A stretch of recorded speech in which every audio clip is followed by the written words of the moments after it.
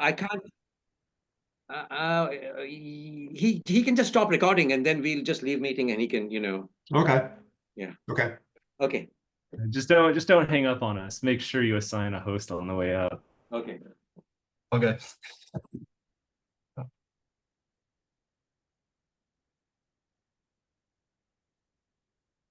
So good afternoon, I'm Zeqi Zhou, and today I'm honored to present my honor thesis, which explores clustering in monitored hands-on exercises to find common paths and outliers. And thank you all for this opportunity to share and discuss my research findings with you. My research project mainly focuses on analyzing hands-on coding exercises, and these exercises can help instructors to check students' progress, and more importantly, to identify potential misunderstandings. Being able to quickly identify and assist a struggling student is critical for effective teaching. So post-research has explored ways to assist the teaching process, and one of the most common methods is code clustering. And clustering means grouping a set of objects so that objects in the same cluster are more similar to each other than to those in the other clusters. And let's see how clustering can improve teaching effectiveness. So when instructors is grading exercises and providing feedbacks, if the instructor finds the answer with a bug, and he can use clustering algorithm to find the cluster with the same feature, and he can give feedback to everyone in this cluster at once and avoid giving the same feedback over and over again. Moreover, this also helps the instructor to identify common misunderstandings by checking how many solutions are there having this feature. Also, clustering can also provide a high-level view. For example, here is a 2D map of the clustering result of a real practice questions given in Computer Science 116.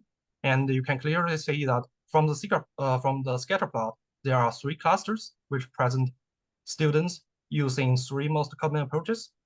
And you can see the number of students using each approaches. For example, we can observe that fewer students in the red cluster, which means that not a lot of students are using approach C, and this information could be valuable for instructors to provide feedback. For example, if the instructor talked about approach C today in class, but in the end, like only 10% of students use the approach C to solve this question. So maybe instructor should spend more time and emphasizing it. So in summary, clustering can help instructors to track student progress and identify misunderstandings. So it is critical to have a solid and reliable method for clustering student solutions. Next, I'm going to talk about related work in this field. So most current code clustering methods involves 2 parts, which are embedding methods and classification models. So embedding methods transform each code solutions into vector according to some aspect of the code and form an embedding. And the classification models can use these embeddings to predict clusters for each solution. And the classification models can either be supervised or unsupervised. And most code clustering methods are evaluated by user studies. So developers would select the number of TAs and instructors and ask them to use their clustering interface for programming exercises and give them surveys and questionnaire afterwards to judge whether the clustering result makes their teaching more effective.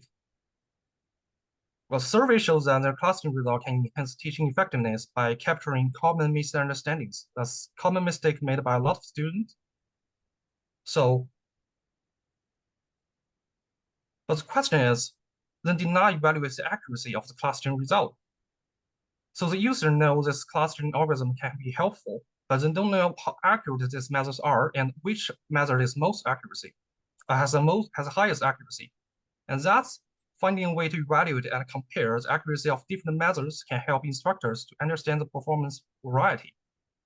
Moreover, current methods focus on identifying common misunderstandings, and none of them has outlier detections and evaluations. Even though it's important to find mistakes made by a lot of students, it is also important to identify uncommon students who have their own unique problems. So, this project has 2 accomplishments.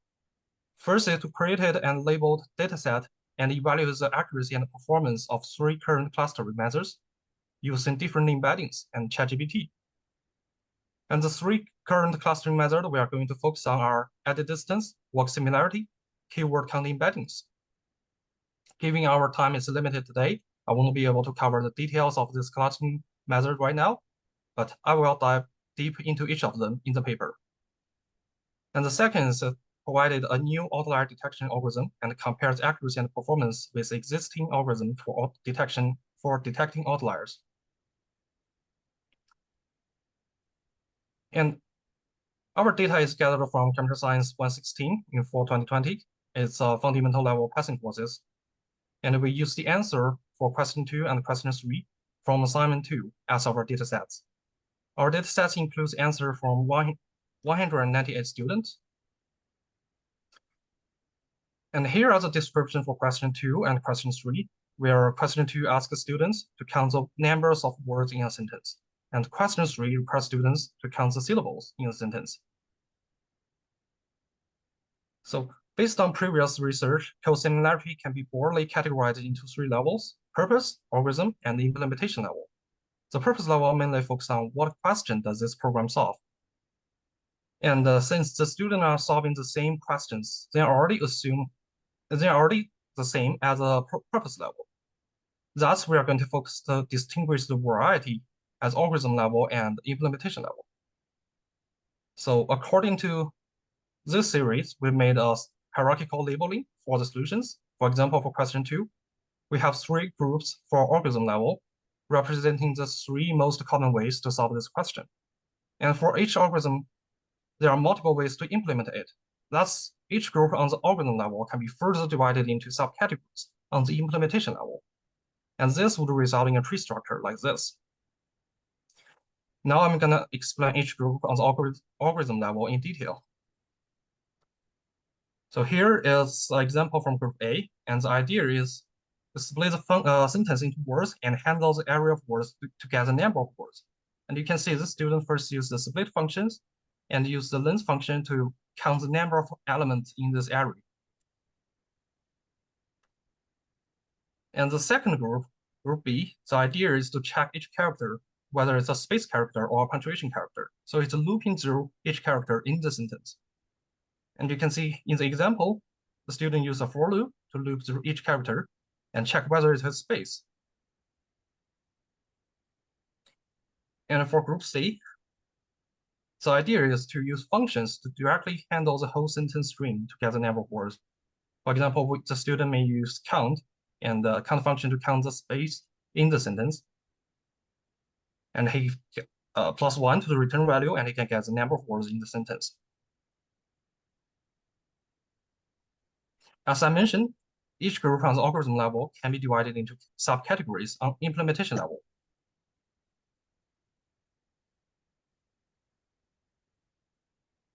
So based on the idea of group A, there is 2 ways of implementing it. The first is to directly use length function to count the number of elements in the array. The second is use a for loop to loop through each element in the array. And thus we have 2 categories and a group A. And there are 2 examples for each group. And same for question 3, we have also created a hierarchical labeling, but given our time is limited today, I won't be able to cover it, but I will explain it in the paper. So here is a labeling tree for question 3. And except for creating labels for different approaches, I also manually labeled all the outlier solutions in our dataset. First of all, what is an outlier solution? Well, an outlier solution is one that contains unnecessary and redundant code, and is different from any common solutions. And this often signals misunderstandings. For example, here is an example of an outlier solution. And you can see that he uses a nested for loop, and the inner loop, which he generated a single item list containing just the current word, and this step is totally unnecessary. Thus, and this may indicate misunderstandings in string functions and the for loop, and the student definitely need attention from the instructor. And here is some statistics about outliers. We find 25 outliers in question 2 dataset and 38 outliers in question 3 dataset. And this number also proves that despite students with common misunderstandings, there are many students have their unique problems that requires attention from TA and instructors. So finding outliers and providing help is of great importance. So after labeling the dataset, we used it to evaluate 3 current clustering methods and ChatGPT mentioned in related work. So each clustering method was trained on 70% of the data and tested on the remaining 30% of the data.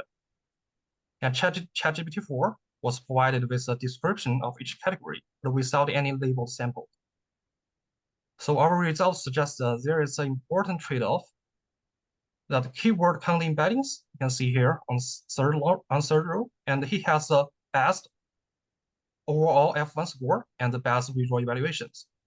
But this algorithm, keyword count embeddings, requires initial effort. That means it requires the instructor to set a list of keywords before using the algorithm.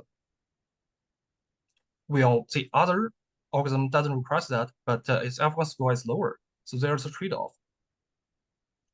And also, we also find that the work similarity performed well when predicting the algorithm level label, but its F1 score dropped dramatically when predicting implementation level labels. And that means that its performance is heavily affected by the complexity of the label. So for instructors who intend to use work similarity, they need to reconsider the complexity of their label. We also tested the performance of each clustering method with different number of students. So we tested each clustering algorithm with different dataset with different number of students. We can see that the keyword count embeddings offers best performance. Its runtime is less than a second, so it makes it ideal for real-time monitoring. And the runtime for added distance method demonstrates a significant increase as the number of students grows. So for class with a large number of students, added distance might not be a good choice. So now we are moving to the second accomplishment of this project, which provided an algorithm that effectively distinguishes outliers. First of all, the algorithm we provided is called weight-based agglomerative clustering. And the first step is to use keyword count embeddings methods to transform the code solutions into embeddings. So now each solution becomes a data point. And we calculate the distance matrix between each solutions. And we consider each data point as a singleton cluster. And we first merge the 2 closest clusters, and we update the distance matrix by calculating the average distance between all the data points of each cluster. And we repeated the previous 2 steps over and over again until we have one final cluster. So the entire merging process is recorded as a dendrogram, which is a tree-like diagram that records the sequence of merges and shows the distance at which clusters are merged. So you can see the dendrogram is like a binary tree where each node represents a cluster, and the leaf node, like cluster A and cluster B here, are the singleton cluster as we mentioned, and the node would and the two nodes merge and form their parent node. For example, cluster A and cluster B here merge and form cluster C, and the height of cluster, which means its distance from the leaf node, represent the distance between its 2 children cluster when merging. So here you can see the distance of the cluster C represents the distance between the cluster A and cluster B when they merged. So after we have the dendrogram of the clustering result, we can calculate the weight for each cluster in the dendrogram. And the weight of a cluster is the vertical distance difference between its node and its parent node, divided by the square of the numbers of the samples in its cluster. The reason we use this method is because the definition of outlier, which is a sample far away from any other solutions. By using weight as an indicator, we can find the cluster with a small number of samples, but far away from any other clusters. For example, here is a process of calculating weight for cluster 1. You can see we first need to measure the distance, the height between cluster 1 and its parent cluster, which is cluster 2, and we get the D. And we use D to, and D is divided by the n square, where n is the number of samples in cluster 1. And now we get the weight for cluster 1. After calculating the weight for all the clusters in the dendrogram, and we can select the top S student in the cluster with the highest weight, where S represents the expected number of outliers and is chosen by the user. The reason we allow this parameter to be chosen by the user is that the instructor with different needs can set different S. For example, if I only have time to talk to 5 students, I would set a lower S, and if I have time to talk to more students, I would choose a higher S. And we evaluate our outlier detection functions and compare it with existing outlier detection algorithm. You can see we compared it with dbSCAN's Opticus and the isolation forest, where dbSCAN and Opticus are methods used by previous research on code clustering. And the isolation forest is a classical outlier detection model. And our model has the highest precision among the 4 models. And moreover, since our outlier detection algorithms allows the instructor to select the expected number of outliers, we tested our algorithm with different numbers of outliers predicted. And you can see we use our algorithm to predict, like, there is 5 outliers, there's 10, and all the way to 25. And the result shows that our algorithm have a high level accuracy on each level.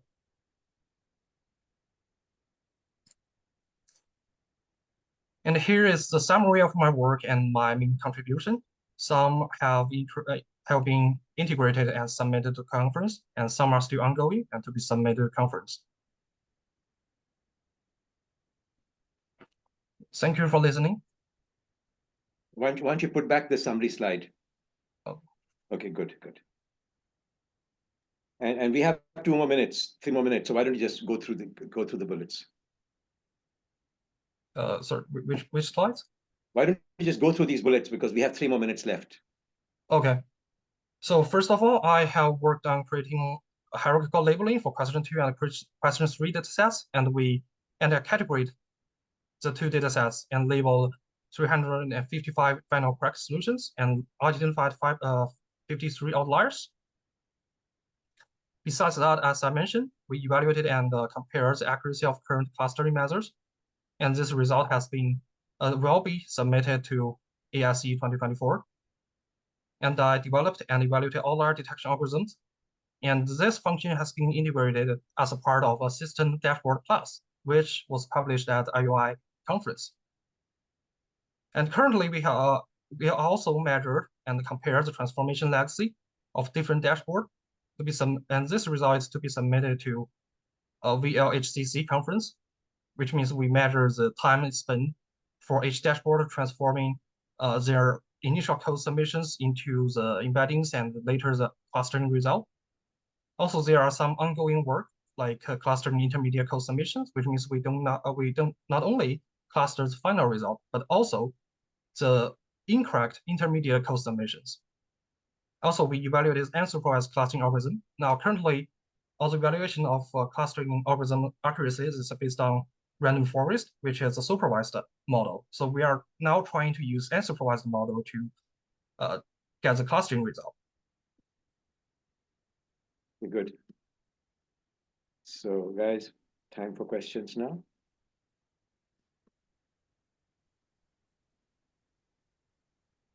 Nicely done. Nicely done. So, this is an impressive set of results. Let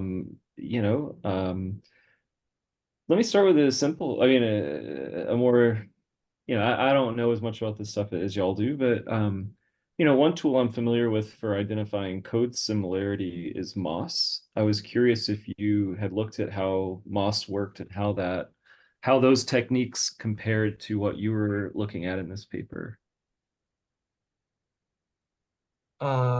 Do you know what MOS? Zeqi, do you know what MOS? Not really. I didn't know much about MOS. Okay. Well, that's okay. We can move on to a different Yeah, I wouldn't have necessarily expected you to know that. But it's a tool that's integrated with Gradescope and fairly widely used for detecting plagiarism in code, which seems like it must internally be solving a somewhat similar problem. Yeah, they do fingerprinting. I mean, I've actually had a master's thesis compare 4 plagiarism mechanisms. So I have data if you want it ever done. Oh, fantastic! Yeah, I mean, I was just curious, like I said, how it compared with what y'all And were. the trouble with Moss is that it's got a web interface. You have to send web requests to use the existing implementation. So what Gradescope did was they re-implemented the whole thing. No kidding, I didn't realize that. Yeah. We used to use Moss before Gradescope was invented. We used to use Moss actually. So it's Oh yeah. very hard to use, but it's fingerprinting. And I had a student compare GPT with Moss and his own variation of Moss. I have another student who did that anytime you're interested. And he actually found that his variation of Moss did very well in finding outliers. And it was all based on, but this is all based on tree-based structures that we've done here, rather than text-based. So Moss can be used for documents also. It can be used for anything that goes into text. That's it. Good. Okay, other questions? Yeah, can I ask one? If you could go back, I think it was the first slide on clustering. And I'm trying to set I just hit something on my computer, so I don't have this. Where is this? So I can see everything. Where's this at? You mean? So it was the one. Yeah, I apologize. I'm having a problem here on my computer. The one where you showed the clusters and it had the arrows. It was like the third slide. Yes. Go back a little bit. It's where you said what clustering is. Just keep going. Slide 6. Thank you. My machine is now back. Can I ask you a question about this? So if I'm looking at this, is it correct to say that the centroids in this picture are the black circles? So I see 4 colors and 4 black centroids. Is that correct? No, the black is representing outliers. So excellent, good. Because I was looking at it as I thought they were centroids, and I'm like, that doesn't make sense. But now that I see them as outliers, it does make sense. Thank you very much. That's good. I thought it was very well done. I thought very nice. So you used the fall of 2020, which if I'm not mistaken, I think I had 2 classes then. So you had it by 2 different classes, correct? Do you know? Do you got this probably from Samuel? well, when I have the data set, it's already integrated with 198 students. Okay. So now, one of the things I was curious about, so I don't think you could answer this, but I was curious, is I thought in fall of 2020, I had 2 semesters of the same class. And it's always, when we come up with a conclusion, it's always interesting if we could, if the conclusion works for both classes, does it work both classes together? Does it work for each class separately? And I don't think you could have done this. I think when Sam got this data and put it into the data set, that information is done. And I can't even remember if it's possible. So I just was curious. So you mean the conclusion for one class cannot be generalized to 2 classes? Well, let me rephrase this. Let's assume there's 100 students in the first class and 100 students in the second class. Okay. And you went through, broke it down, and said, well, you could do this in a for loop. You could do this in text dot split. You know how you had those 4 categories. It would be interesting if the first class only came up with 2 of the categories and the second class only came up with 2 of the categories. Just from my teaching, it would have been interesting. I mean, it's possible nothing with what you're doing. It would have been interesting, an interesting insight. Yeah, it's possible that you taught the split function in one class and the length function in another class. I mean, and so again, this was for my own information, because I'm trying to remember, I'm trying to remember back to fall of 2020, so 3+ years ago, and I can't. So, but it's like I said, very good. I think this was, I couldn't find anything sounds just great. Okay, I have some questions for Zeqi actually, but I can ask them offline later, and I know you guys have time constraints. So I learned a few things that I didn't know before. So Zeqi, why don't you make me the co-host? Okay. And why don't you firstly stop recording?